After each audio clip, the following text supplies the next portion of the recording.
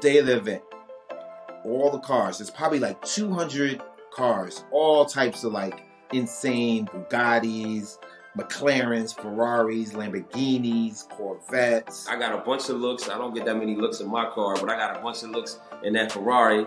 You know, they're like, oh, look at him in that car. So I'm like, all right, yeah, I like this vibe. I gotta get one of these. Ooh, that joint make you put clothes on that's named after fish. Like, you be like, boy, let me get boy out here with that salmon sweater, boy.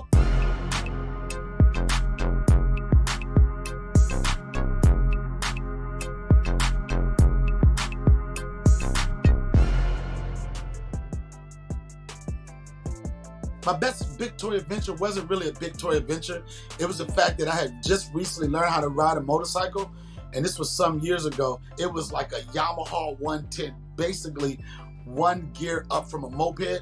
But the fact that I was in Jamaica and I could rent, and they didn't even check, the Higgles apart, they didn't check for no license. They was like, you want it? I was like, yeah, I want it. They said, you got the money, or whatever that accent is. If you ever get a chance to go to Montego Bay, just look for a dude named Trevor. And the reason why I say that, he ain't gonna ask you for your driver's license, no social security number. Look for Trevor and say, you don't know. I got the money, I got on that joint, and wheep. I was in Montego Bay. And for me to have the independence to just, like, and I was just hitting, hollering at chicks or whatever, to be able to explore Montego Bay, not with a tour or a group of people, to be independent on what I considered to be my own motorcycle, that was kind of like a dope money. Wasn't a big, I'm not an extravagant type of person, but that was a big boy moment in what I consider a big boy island with a big boy toy and a Yamaha 110. So what? Hell's Angels, kiss my ass. I had fun. My best big toy adventure was renting a Ferrari, I would say last year for my birthday in Vegas. I was very excited. I never drove a Ferrari before. That was my first time ever driving a Ferrari. So I said, you know what? I'm going to rent one. I don't own one. I want to own one soon. And I had a great time. I rented a white one and I drove all around the whole Vegas with the top down. I didn't have anywhere to go. I was just driving to be driving for like 3 days. I was out there doing a residency with Janet, and I said, listen, this is gonna be the day, my birthday, I'm going these 2 days off, I'm gonna rent me a Ferrari and I'm gonna drive around. That was the first time and I had a ball. You know, I'm very into cars. I love exotic cars, and that's like one of my favorite cars ever is a Ferrari. And for me to have that, you know, and drive around, it was a blessing. But also, I was having issues with finding how to turn the radio on. You know, it's all digital. So I had a major issue because I needed some music. I would say the Ferrari was super fast. You know, I actually got on the highway and probably did like 120. I mean, just to be in that, I felt like I was super rich at that time. All right, I'm in a Ferrari, I'm doing it, I done made it. But I will say, people was looking at me. I got a bunch of looks. I don't get that many looks in my car, but I got a bunch of looks in that Ferrari. You know, they're like, oh, look at him in that car. So I'm like, all right, yeah, I like this vibe. I gotta get one of these. Cherry red interior.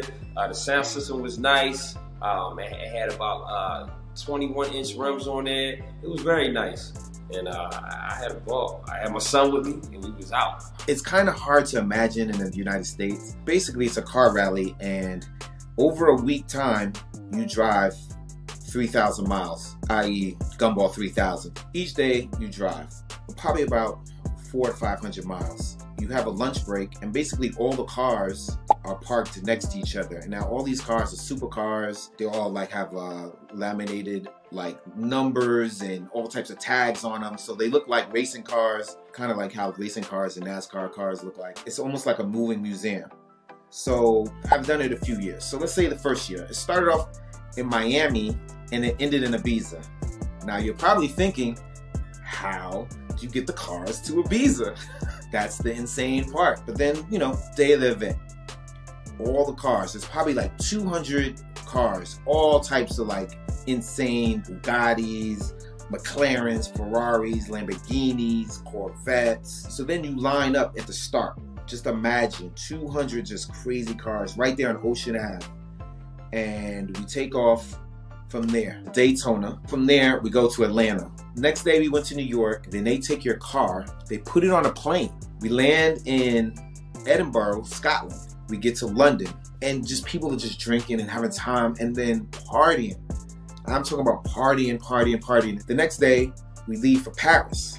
We get on the road, we go to Barcelona. So then we drive from Barcelona and we go to this port town of Spain and we get on a ferry to Ibiza. I DJ'd my first party in Ibiza that day. Day party at the pool.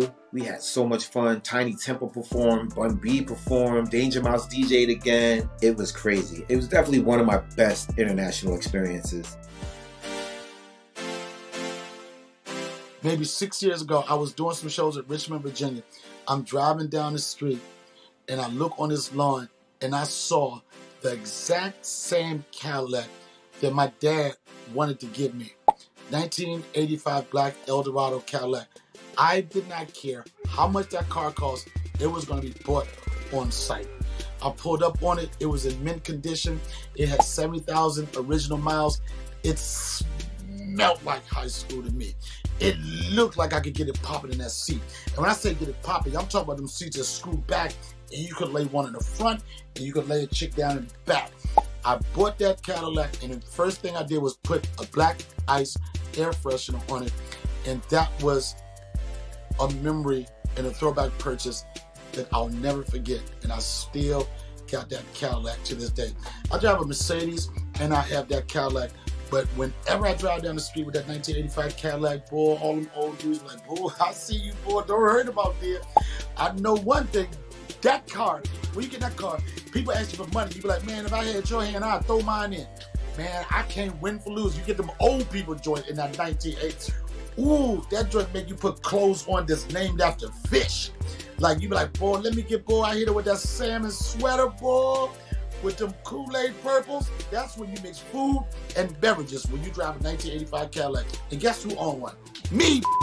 A couple throwback things I like that I grabbed in my traveling days. I would say one is some dope classic sneakers. Like I said, once again, I'm a sneakerhead, so I have gotten the original ones being over in Japan. The original ones, not the remakes, but the originals, and they had them there. The only thing about it, when I bought the sneakers, they crumbled. So I can't wear them, but I have them on my shelf in my house. And, you know, I can say, hey, look, these Jordans right here came out in 1984, and these are the ones that Jordan wore. And for me to purchase that, I always wanted to purchase a pair that these are not the actual ones that he wore, but they are the Jordans from that year, 84. And to have them in the house, they all crumbled up. But just to have them, that was a major throwback that I've been so excited, like, damn, I really got them in here. Something I always wanted to have as a kid was one of those old school Acura Legends. Now, I grew up in New York, and you used to see all the fly people with the Acura Legends back in the day. It was my favorite car. And so now, fast forward to me being an adult, I went on eBay and I started looking at cars, and I was just like, I always wanted an Acura Legend, like a 92, 93 Acura Legend. So I just started looking. I find one, and it's so clean. And I'm just looking at this car like, this is amazing. So like, I ended up buying the car, bidding on it on eBay that day. At the time, I was DJing clubs like 6 days a week. Everybody knew I was making money, and I would pull up in this like 94 Acura Legend, and people would be like, yo. At a certain point, my friends were like, yo, we know you got money. Why don't you get another car? And I was like, yo, I love this car. This is my car.